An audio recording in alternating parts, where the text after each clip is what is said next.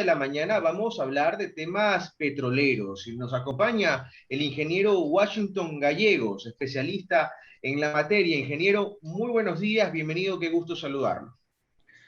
Muy buenos días, licenciado Carlos Acoto. Muchísimas gracias por la oportunidad que me da esta emisora Cachet y estoy listo para atender sus inquietudes. Bien, gracias a usted por su tiempo, más bien. El gobierno nacional ha emitido un decreto con el que se aspira a, en los próximos 4 años, es decir, hasta 2025, duplicar la producción petrolera. Para poner en contexto y que nuestra audiencia nos entienda, en promedio se esperaría que día a día Ecuador produzca 500.000 de barriles. A 2025 se esperaría que cada día se produzca 1 millón de barriles, pero lo cierto es que a la fecha los indicadores dan cuenta de que la producción ha caído. Mire, por ejemplo, usted lo que ocurrió el pasado 24 de agosto, hace apenas 2 días. Según información de Petroecuador, apenas se produjeron 375.000 barriles, es decir, 15.000 barriles menos de lo esperado. Con esta situación actual, ingeniero Gallegos, ¿va a ser complicado llegar a la meta de duplicar la producción petrolera en 4 años? Sí, tal como van las cosas, es bastante difícil llegar a la meta establecida por el señor presidente de la República, pero hay razones para que esto no pudiera ocurrir. Como usted bien dice, la producción petrolera del país ha ido bajando constantemente. Desde enero de este año 2021 hasta la presente fecha, ha bajado más de 40.000 barriles por día la producción petrolera de Petroecuador. Esto obedece en parte a la declinación natural de los yacimientos, pero también obedece a inoperancia de la estatal petrolera Petroecuador. Lamentablemente, cuando las personas encargadas del sector hidrocarburífero no son personas experimentadas, que hayan trabajado en la industria petrolera efectivamente en las diferentes etapas de la cadena de valor de la empresa, se da esta situación. Hay demasiado que me importismo de las autoridades. Lamentablemente en el sector estatal, cuando sucede esto, como lo que usted acaba de mencionar, que en un día, el 14 de agosto de este año, bajó la producción de 385.000 barriles a 374.000 barriles, en una empresa privada, eso inmediatamente el directorio, las autoridades estarían tomando acciones para corregir y obviamente si no hay justificativos que sean razonables, eliminar a estas personas de la compañía. Lamentablemente en el sector público no pasa nada.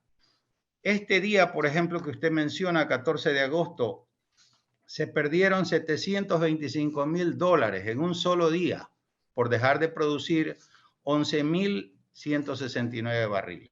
Pero esto no queda ahí. Sigue bajando diariamente la producción. Y en el reporte diario de operaciones de 24 de agosto, es decir, de ayer, nuevamente cae la producción y ahora ya no es 11.000 barriles, ahora cayeron 14.966 barriles por día, casi 15.000 barriles. Esto al precio actual de $67 por barril, que es el referencial del WTI, equivale a $1 millón de pérdida. El petróleo que no se recupera en un día ya queda bajo tierra. No quiere decir que porque mañana o pasado vuelven a los niveles anteriores de producción, se ha recuperado. No, ese dinero ya se perdió. Pero no hay quien responda por esto.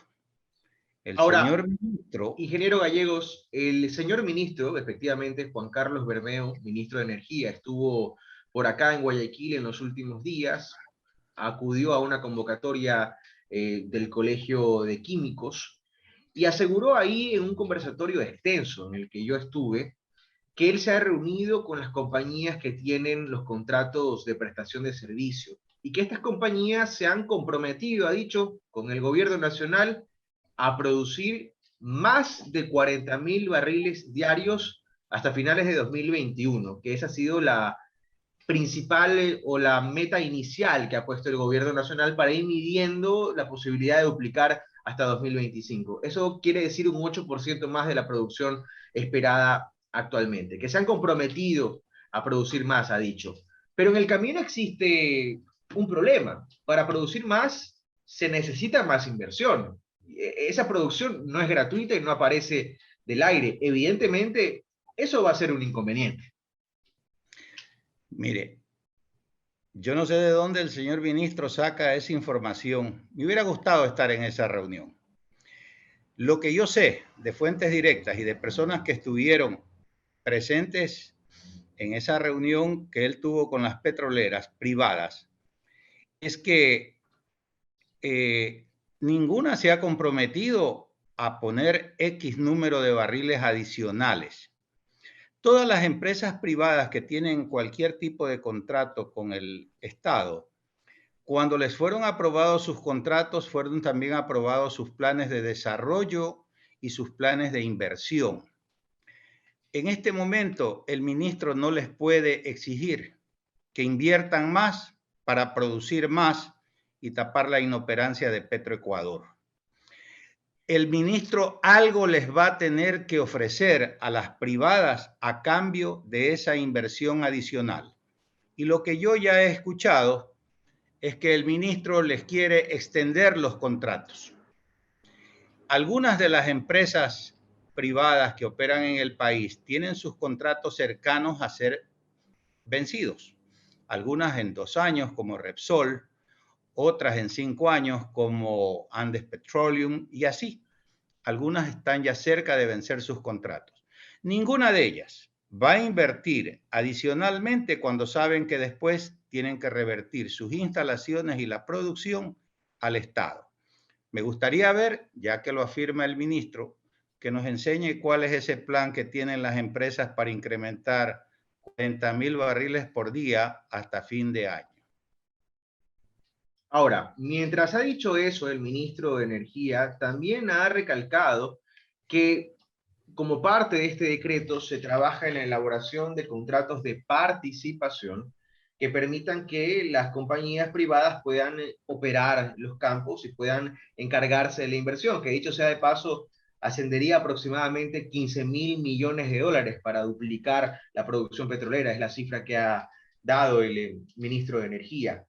Y ha dicho algo que me parece interesante y lo voy a poner sobre la mesa para conversarlo con usted que sabe del tema. Él ha dicho, nosotros vamos a elaborar este contrato de participación procurando que el Estado no gane menos del 51%. Sin embargo, a las empresas que en este momento prestan servicio, les vamos a proponer pasarse voluntariamente a contrato de participación. Esto es una quimera, es imposible. En el sector petrolero es común o realmente es una idea tirada de los cabellos. Vea, licenciado Sacoto, las empresas petroleras como cualquier otra, cuando invierten en un país, lo hacen para ganar dinero. El Estado pone los recursos, las empresas lo explotan bajo un contrato, cualquier sistema de contratación. Efectivamente, el contrato de participación es un contrato al que deberíamos migrar porque la empresa invierte, opera y al final se reparte la producción con el Estado. Las empresas voluntariamente, sin recibir nada a cambio, probablemente le van a decir que no si no les conviene de acuerdo a sus corridas económicas. Y entonces ahí, ¿qué va a hacer el señor ministro? Si Petroecuador no va a lograr incrementar la producción, porque más bien cada vez está cayendo, y las empresas privadas tendrán que recibir algo a cambio por parte del Ministerio de Energía para invertir más y producir más, estamos como en un cuello de botella. Ahora, la pregunta aquí es, frente a este escenario complejo, frente a una meta que se ha trazado el gobierno y que parece difícil de alcanzar, inclusive la de finales de 2021, ¿no? De producir más 8% de barriles de petróleo diario. La pregunta aquí es, ¿qué hacer? ¿Qué se puede hacer hoy para cambiar el modelo de gestión, para producir más petróleo y con mejores condiciones para el país? Usted dice, el gobierno está yendo por este camino, pero yo creo que por allá no es. ¿Por dónde sí es? O sea, el presidente tiene toda la razón de poner metas de producción. Lamentablemente en el decreto 95 no existe una cantidad cuantificable de incremento de producción establecida para que cumpla el ministro. Pero afortunadamente el presidente luego perfeccionó el documento y estableció metas de producción para este fin de año y para el final del periodo año 2025. El ministro estaba muy cómodo con el decreto 95 y ha puesto más de 80 personas a trabajar en este decreto, porque no le fijaron en el decreto una cantidad medible, desafiante de incremento de producción. Entonces, si aumentaba 1.000 barriles la producción por día, pues él ya cumplió, simplemente incrementó la producción. Al haberle puesto 40.000 barriles más por día hasta fin de año, se le puso la cosa cuesta arriba. ¿Y por qué? Porque siguen haciendo lo mismo de lo mismo. Y por supuesto que siguen haciendo lo mismo de lo mismo porque no saben, porque simplemente los actores que están ahora dirigiendo el sector hidrocarburífero en el ministerio y en Petroecuador son los mismos causantes de la debacle de la industria petrolera ecuatoriana que han trabajado en gobiernos anteriores. Mire usted que el ministro Bermeo fue viceministro en el gobierno del licenciado Moreno y fue gerente general de Petroamazonas también en ese gobierno. Yo le preguntaría cuántos barriles de petróleo subió en todo ese tiempo que él estuvo como alta autoridad del sector hidrocarburífero. Obviamente, siguen haciendo lo mismo de lo mismo y no se va a lograr la meta de esa manera, pero sí hay formas de hacerlo.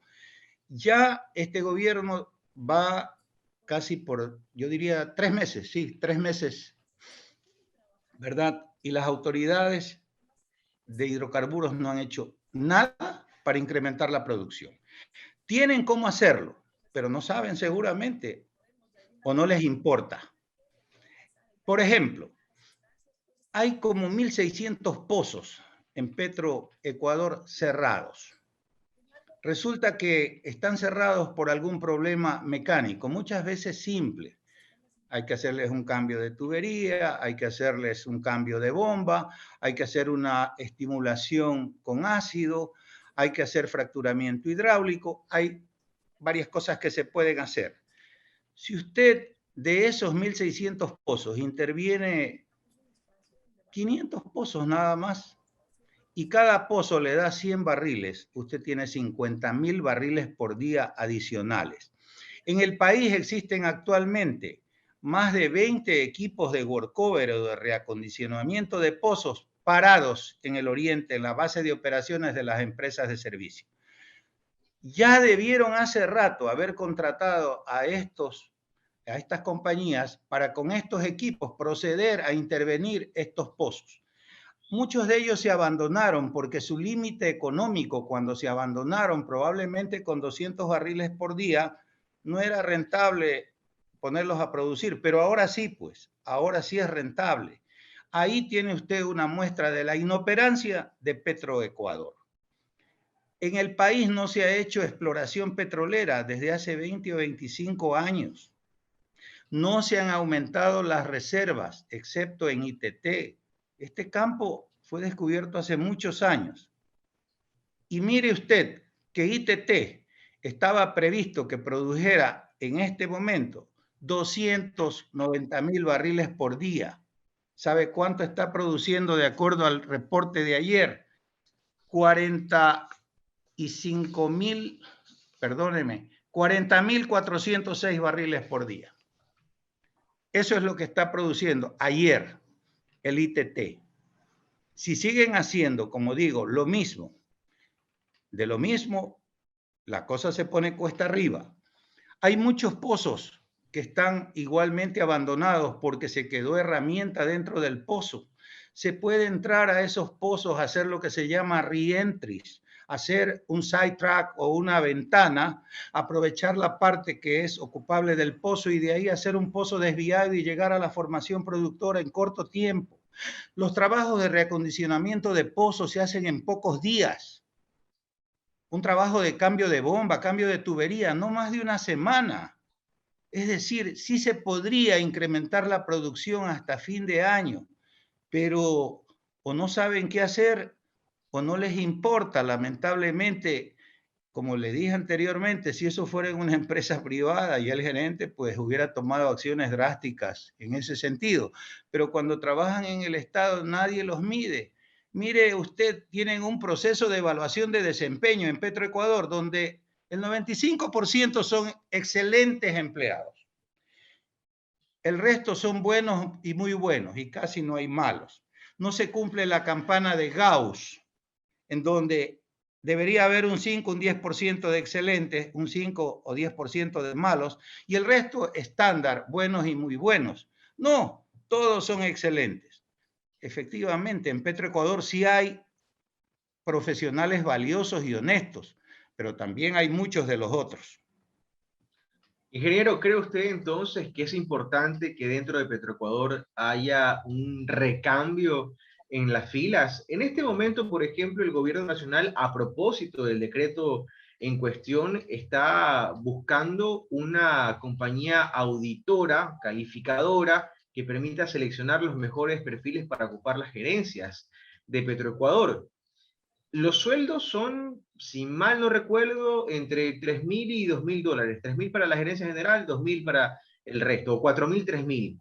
No tengo el dato concreto, pero más o menos ahí no pasan de 4.000 dólares, eso sí, estoy muy seguro. Y le consulto como especialista en el área, ¿no será que es hora de sincerar los salarios del sector público en materia petrolera? Porque, a ver, seamos sinceros, una persona que sabe mucho del tema, que tiene una oportunidad laboral en el sector privado, donde le pueden pagar hasta 3 veces más, no va a dejar botado su trabajo en el sector privado para irse al sector público.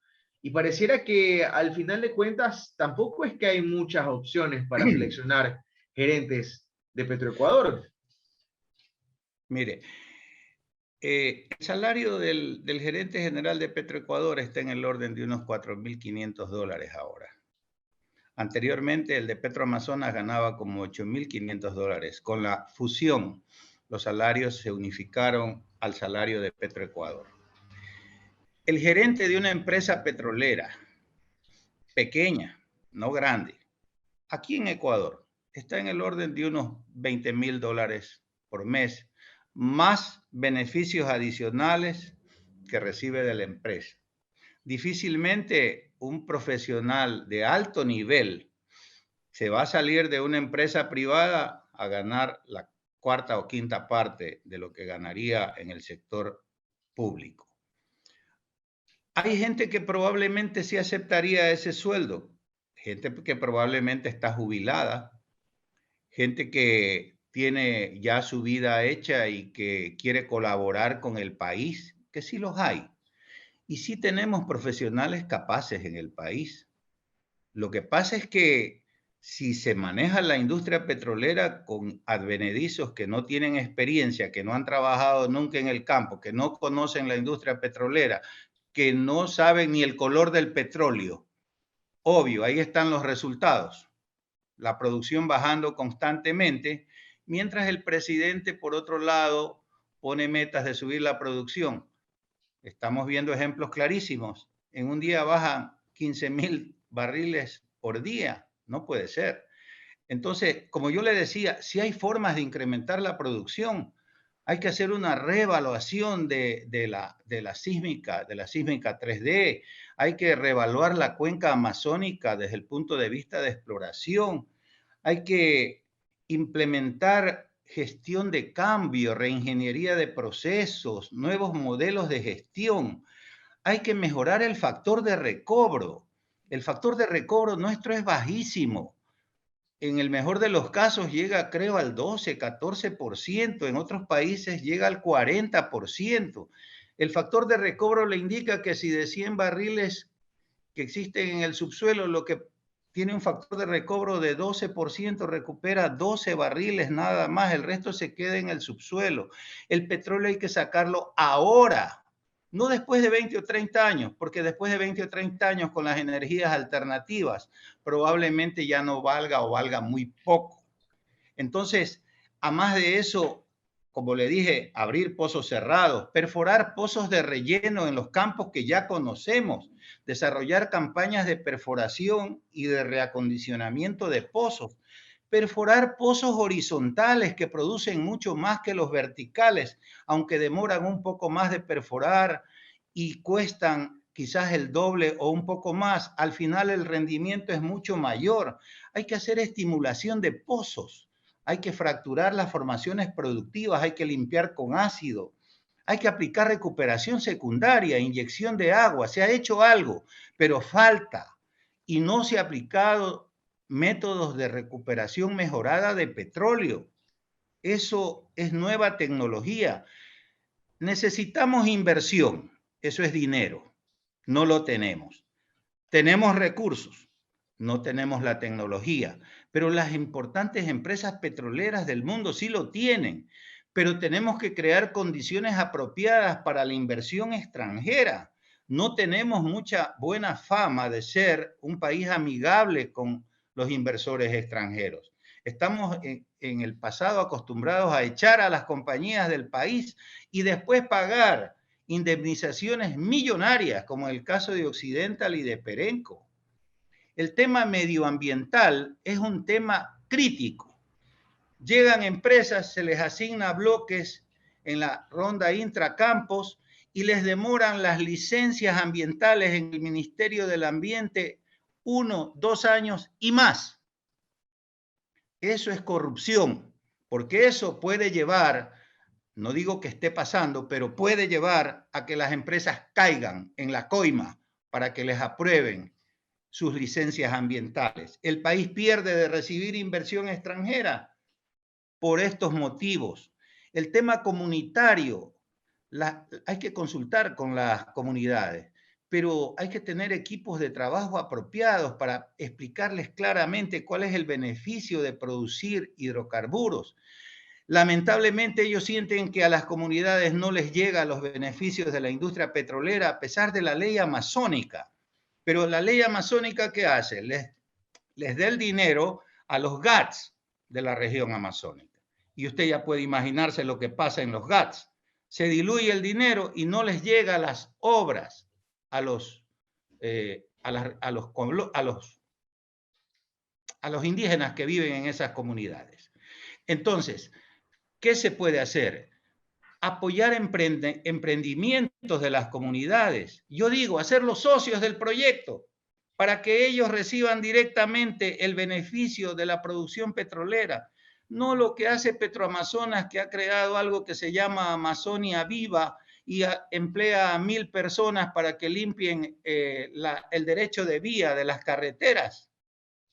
Eso no ayuda mayormente.